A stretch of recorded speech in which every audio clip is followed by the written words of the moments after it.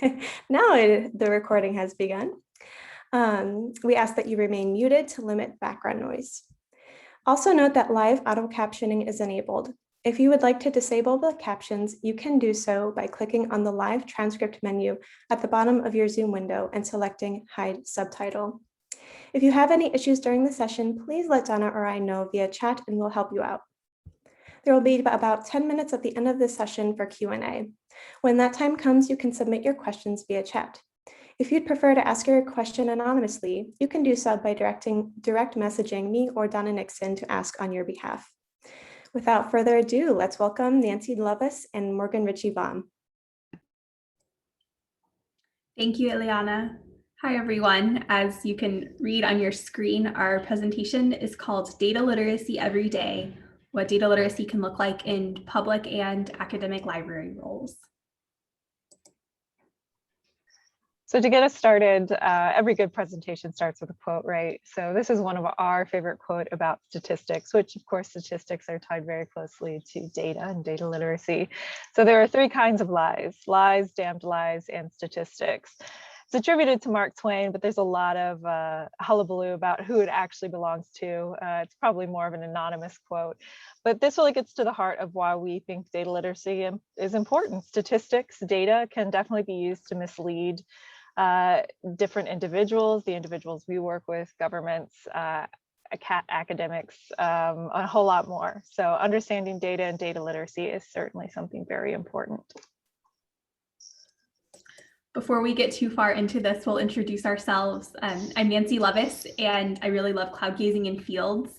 I hold a BA in economics and an MLIS, and I've been a business librarian for about 5 years, and I'm currently the entrepreneurship librarian at UNC-Chapel Hill. Alrighty, and I am Morgan Ritchie-Baum. As you can see, I'm looking somewhat windswept in this picture on the coast of Northern Ireland. My background is in creative writing, but I did receive my MLIS in 2018 from UNC Greensboro. I'm also very proud of the fact that I'm a director at large for the business librarianship in North Carolina, which is where I met the fabulous Nancy. And shameless plug, Blink Business Librarianship in North Carolina does invite everybody to our meetings, and we have one coming up on the 31st. So email Nancy and I, we'll get you in. So what are we going to talk about today? I think first and foremost, we want to recognize that data literacy is a complex topic, and it can certainly be scary or even intimidating. I think that's why a lot of people, librarians and otherwise, tend to shy away for it. Nancy and I do not necessarily consider ourselves experts, but we are certainly enthusiasts. So we're always looking for ways to learn about data literacy, learn from others. We hope you learn something from us today as well. So we will be very excited to learn from you and see how you are already engaging with data literacy. But at the end of the day, we hope you feel encouraged from this presentation and that you maybe find one or two new resources and practices to further engage with data literacy. So first, we'll kind of think about data literacy broadly. We have a poll everywhere. What does data literacy mean to you? Morgan is dropping the direct link in the chat. So I'll give y'all a few moments to respond.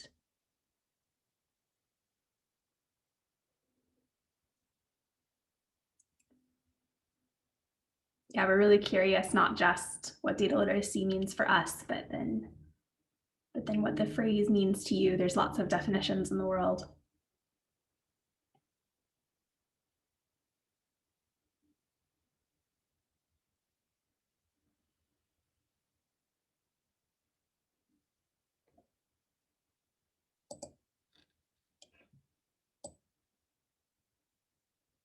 Being able to make sense of data is definitely a key part of it. Making data understandable and easy to comprehend. Then in the chat, someone wrote, Cynthia wrote, knowing how to present data and interpret it, understanding politics of data governance, having the tools and knowledge necessary to approach and work with data on a basic level. There's definitely kind of a tiered approach to data and data literacy. for being able to look at a chart in a newspaper and understand what that's understand what it's telling you, versus doing like high-level statistical analysis using R or Python or other tools that are currently out of my wheelhouse. Being able to use data and manipulate it and assess it. Yeah, all of these are components of data literacy. Thank you all for sharing. I'm going to move, in the interest of time, I'm going to move along to the next. We have yet another Pull Everywhere, and kind of curious about how you engage with data literacy at your library, and if so, how, and maybe if you're at kind of what type of library do you work in? We're kind of curious what your experience is.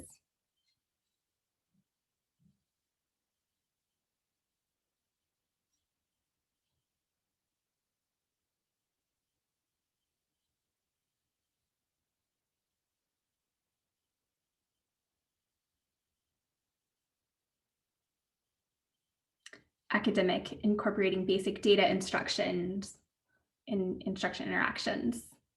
Yeah.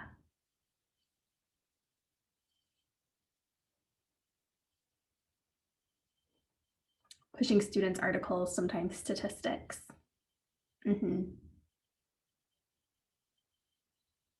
Academic library, don't really work with it at the moment, but hoping to fold it into other sessions with novice researchers. Can't think of any engagement with data literacy in day-to-day work in academic special collections. We now have a data librarian, that helps. I do agree that having a dedicated data librarian is an incredible privilege and resource. I'm very fortunate to have an entire department of data services colleagues who are incredibly helpful and gifted. And I am so thankful for them. One of these, the special collections, one thing that I have thought about in a past life is, you may have heard of the Collections as Data project. And in a working group I was a part of at Carolina about 1.5 years ago, we were talking with fine art faculty about how our images data is what is data beyond a spreadsheet. And I think we may touch on that later, a little further in our presentation. But MARC records are a type of data, and finding aids could be a type of data if we expand our understanding and definition beyond statistics and spreadsheets. So there's some really interesting work being done there, and I was like thinking about historical business collections as data, but then that project didn't go anywhere. Anyway, thank you all for sharing your experience. We appreciate hearing that. So here is what data literacy means to us, Morgan and I, right now as business librarians. That data literacy is the ability to ask and answer real-world questions from large and small data sets through an inquiry process with consideration of the ethical use of data. This definition is put forth by Pothier and Condon in their 2019 article Towards Data Literacy Competencies, which is focused on undergraduate business students and the role of librarians in help and teaching data literacy to business students. So this is the definition that we are going to operate with for the rest of our presentation. So let's think about some ways that data literacy appears in our day-to-day work. So as a public librarian, now I am a business librarian, that's my specialty area. So I do have lots of opportunity to talk about demographic research when I'm working with smaller businesses doing market research. But the task becomes helping the individual who has the demographic data begin to make sense of it. There is, of course, the all famous Excel spreadsheet. Yes, data does sometimes show up in Excel spreadsheets. But using that to create a budget, I mean, that has a real world application to many of our users who are learning how to use this tool for work or for personal use. COVID-19 data is providing lots of opportunities to engage with data literacy and see how it intersects with health literacy. We have 3 different vaccines now. They have different efficacy. What does that mean? What do those numbers mean? That also has very real world applications for our users. We just got out of a pretty crazy election cycle. So, everything from trying to understand election results, polls, you name it, there's a lot of data literacy to be found in there. And then in an academic context, my academic library colleagues will have heard of research data management. Many researchers produce huge amounts of data sets doing statistical analysis and things, and the NSF, the National Science Foundation, as well as many peer-reviewed journals require data sets to be included for the publication of peer-reviewed articles. And so how do you manage all of this data? My library is also in the business of collecting data sets when possible, so that we can provide our researchers with access to data, proprietary data sets, as well as helping them identify freely available data to use for class projects, as well as really whatever other kinds of questions they're trying to ask. There's a lot of instruction for things like data visualization using Tableau.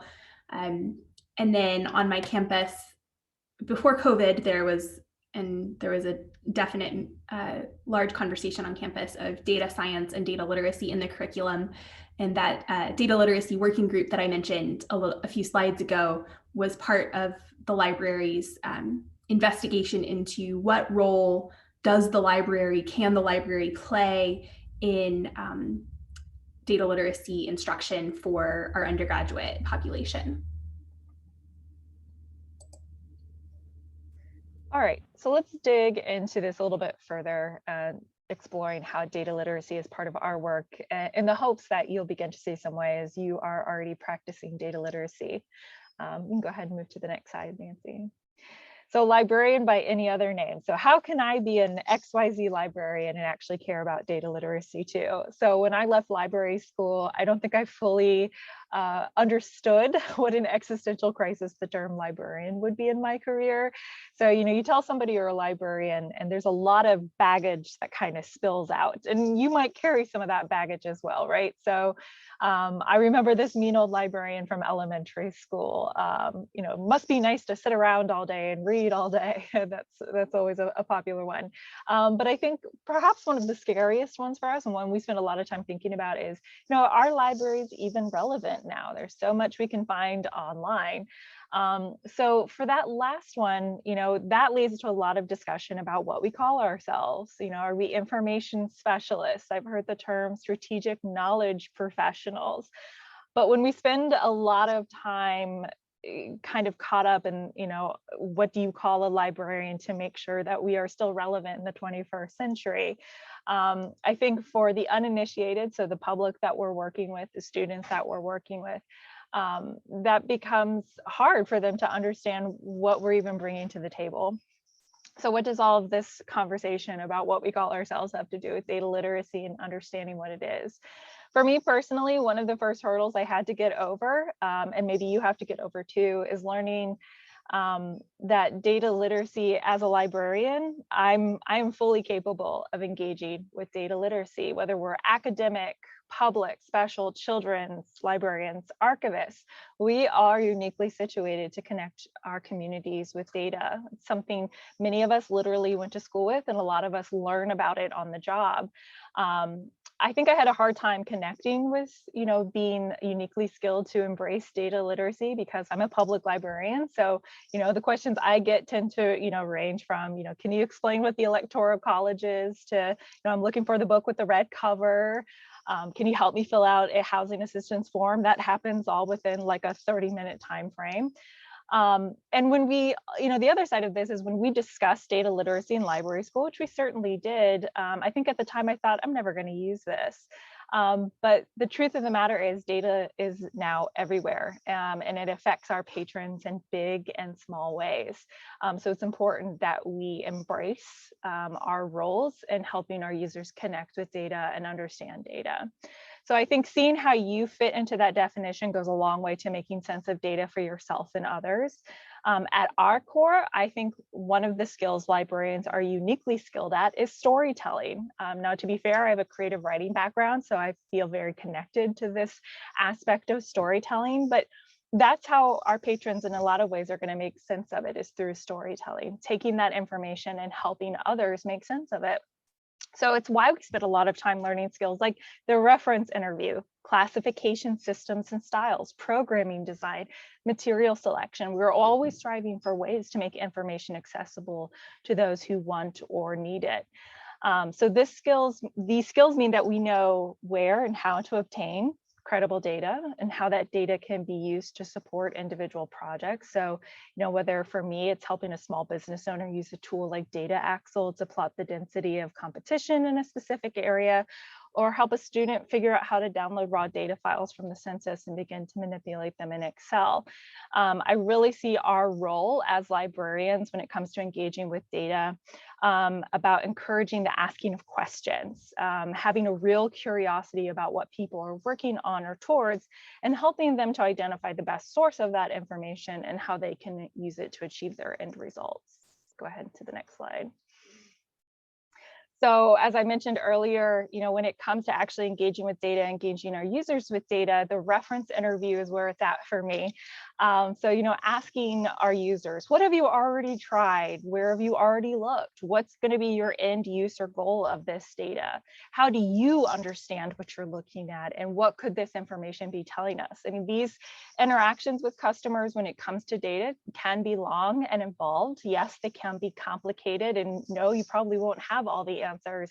But when you really start to engage with their patron around data, you begin to form a common language with them. So again, I come back to that idea of your skill as a storyteller and engaging the user to find out what they're interested in and taking that genuine interest. Also on the screen, we have Maslow's famous hierarchy. Can you have a library presentation without talking about Maslow? I'm not entirely sure that you can, but it's definitely a frame of reference for me that has been very useful in helping to put data literacy into kind of my overall work as a public librarian.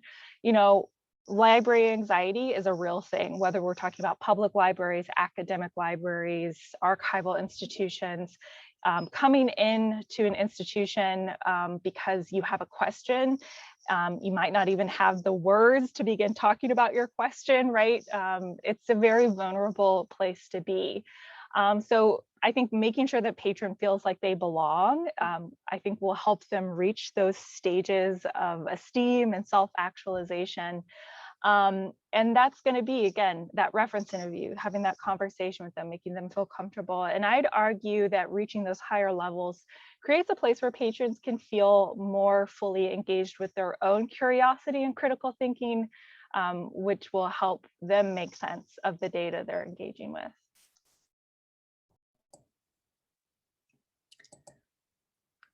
And so I'm going to shift a little from Morgan's excellent thinking about the reference interview and storytelling in common language, and still reference back to some of her points.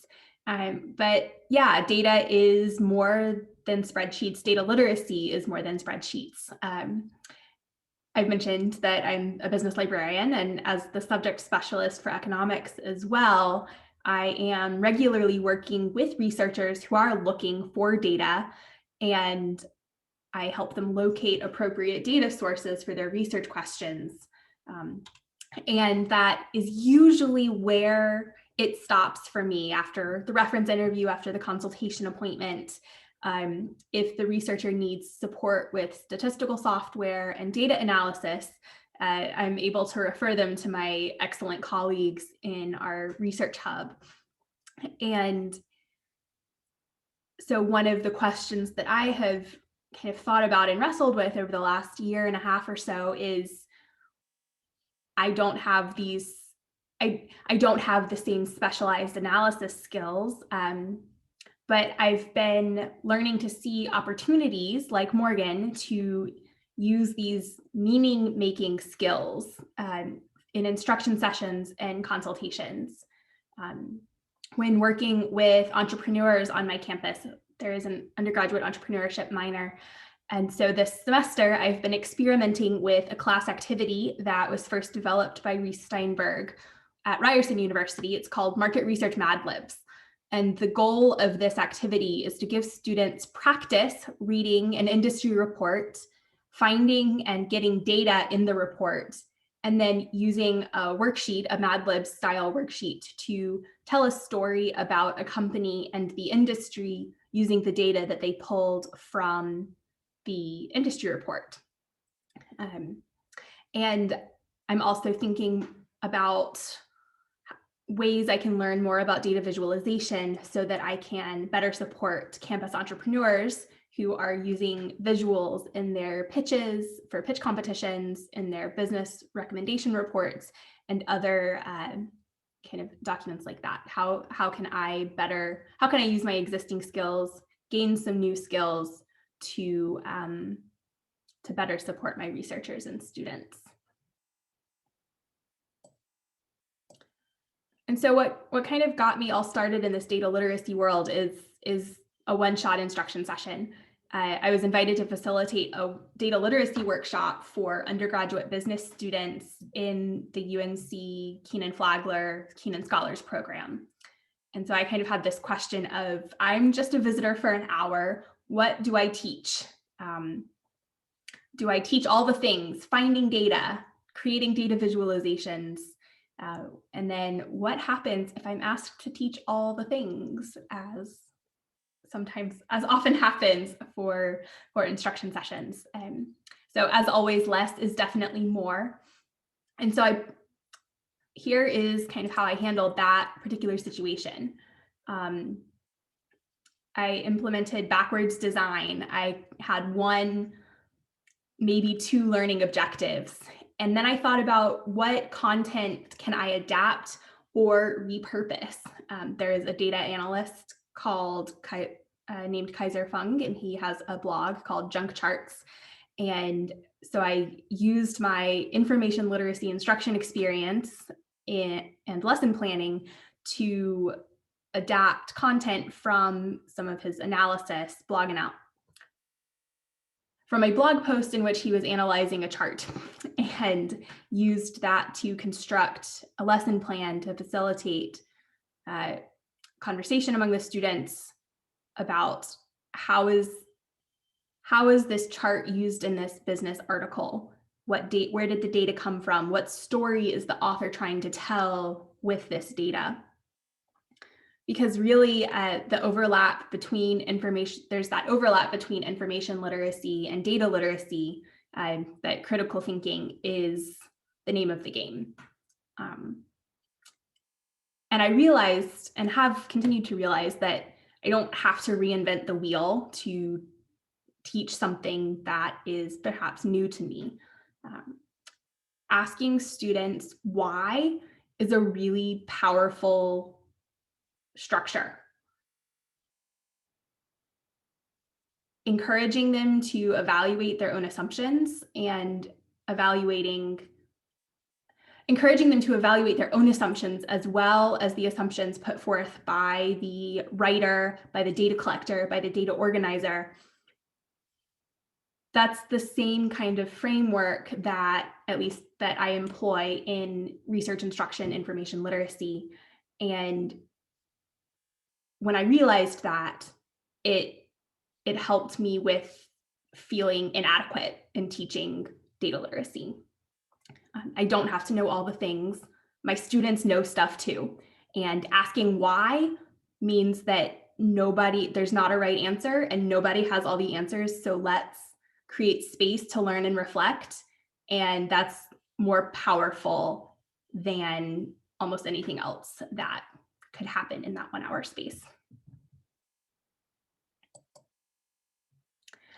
And so now we're going to talk a little bit about kind of professional development and data literacy. Morgan and I have both shared some of our own data literacy journeys, and We're interested in learning from you again. What are your data literacy stories? What experience or advice can you share?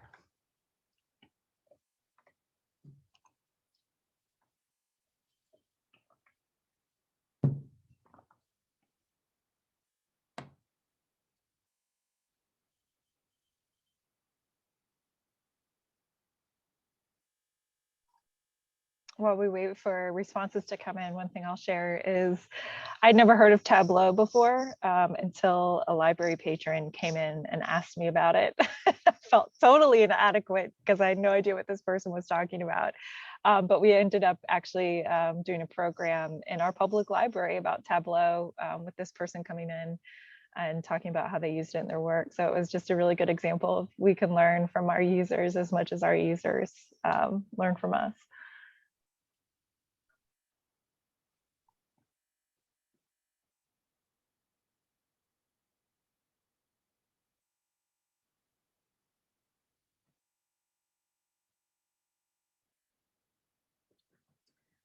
I'm not sure if this counts, but I've been trying to incorporate data gathering, basically downloading article results and categorizing them into education instruction. Most of the students have seemed excited by it. Oh, I think that counts. Yeah, I think so too. That I think that is absolutely counts. exciting. You're creating these data sets of article results, search results, and then putting them into some order to make meaning of them. That's so cool. Thank you for sharing. Yeah, one thing, one resource Nancy and I will link to a little bit later talks about, one great way to get engaged with creating data, analyzing data, and using data is with looking at your library's own data, right? And then begin thinking about impact data versus just kind of, measuring things. So I think that's really exciting. We'll wait for just another moment or so. I realize this is a really big question and we are approaching the lunch break. So there's absolutely no pressure to respond to this. And anyway, this presentation got my juices flowing and I realized I do have experience with data literacy in academic special collections. Our department assessed the backlog of materials and items held. We leaned on data professionals in our libraries to visually show the results. Tableau was used. Thanks. Oh, that's so welcome. awesome. So exciting. Yeah, that's so cool. Yeah, realizing the work that we're already doing and finding language to talk about it. That is something that I have encountered with on my own data literacy journey, is finding language to talk about the work that I'm already doing. And then being able to use that language in presentations like this, and then also blog posts, self-assessments for annual evaluations, and talking with coworkers as well. Yeah, and I think once we get over that imposter syndrome that sometimes comes along with engaging with data and data literacy, it just opens up so much room for collaboration with other departments and individuals you just never even considered having a reason to collaborate with them. So I think that's great. Yeah. All right. I'm going to move along to our last couple slides of our presentation. Thank you for sharing your stories. So here are some further reading resources. Our slides will be made available and you can get these hyperlinks. There's some different newsletters and sources for learning about data and data literacy. And yeah, and I think, I've already called out this resource, but the Turning the Page resource down at the bottom there, I think is a good example of how data is both quantitative and qualitative. When I'm the business and nonprofit librarian, so a lot of times when I'm working with our nonprofit patrons, we talk a lot about, quantitative data is important, but qualitative data, telling that story, can be equally important. That gives a good insight in terms of using data to advocate for your library. And as well, we've included a few ebooks that are available through NC Live. So any North Carolina librarians out there should have access to these through NC Live about data. And if you are outside of North Carolina, I encourage you to check out your own library's ebook collections or print books if you have access to print books right now. And I'm not sure if it's still this way, but the Pothier and Condon article that Nancy and I linked to was open. They had opened it up for anybody to download. I'm not sure if that's still the case, but I do encourage you to check out that article from Pothier and Condon on engaging with data literacy. And if anyone is wanting the article and can't find it, please feel free to shoot me an email and I'll check with Wendy if she's okay with me sharing it with presentation attendees.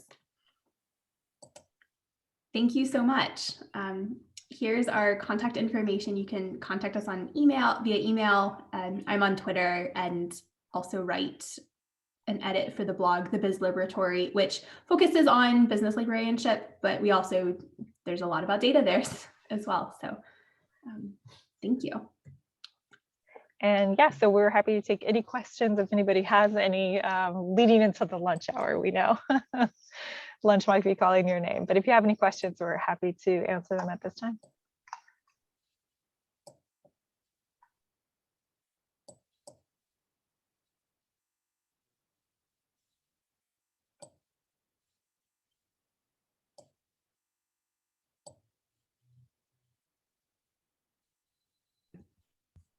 Great. And again, if anyone wants to send in any private messages, if you want to keep your questions anonymous, you can do so by messaging either me or Donna Nixon.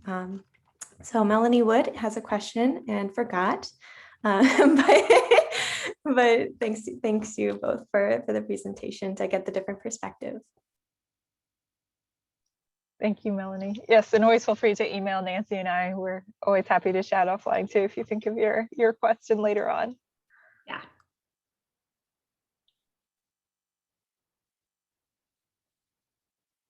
And Anne says, thanks so much. I love that this type of work is so cross-departmental. Yes,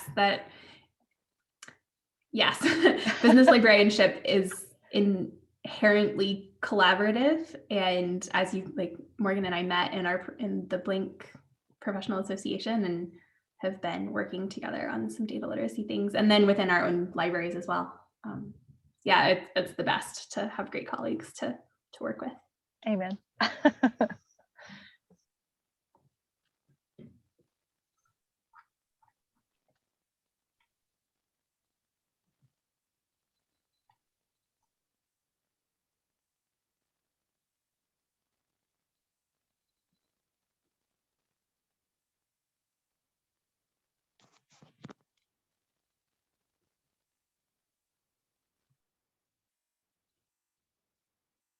All right, any other questions that have been coming up in anyone's brain? Feel free to share them in the chat.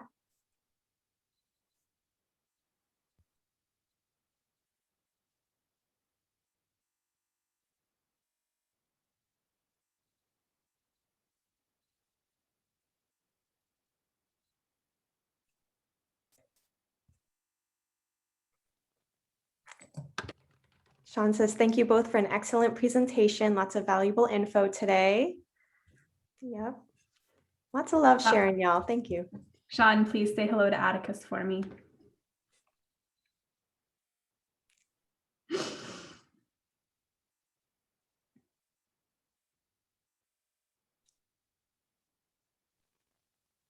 Yeah.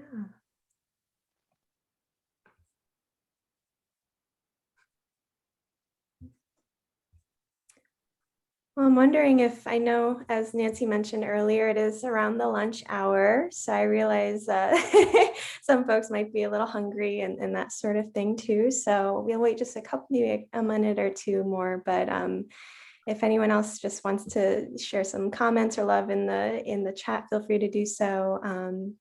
But yeah, I think we'll be wrapping up shortly. Thank you all so much for coming to our presentation. Yes, thank you.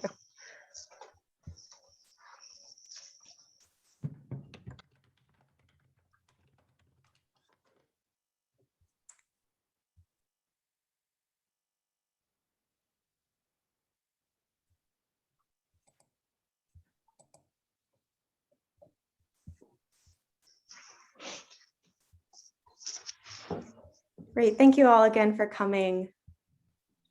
Yeah, this was a really excellent session. Thank you both for presenting and for sharing your time and your insights and your humility too. There's definitely a lot of lessons learned on the job and through patron interactions, and just that you mentioned that point of feeling the insecurity of what you may or may not know as a librarian. But thank you both for sharing. Yes, thank you guys. Y'all have a great week. Yeah.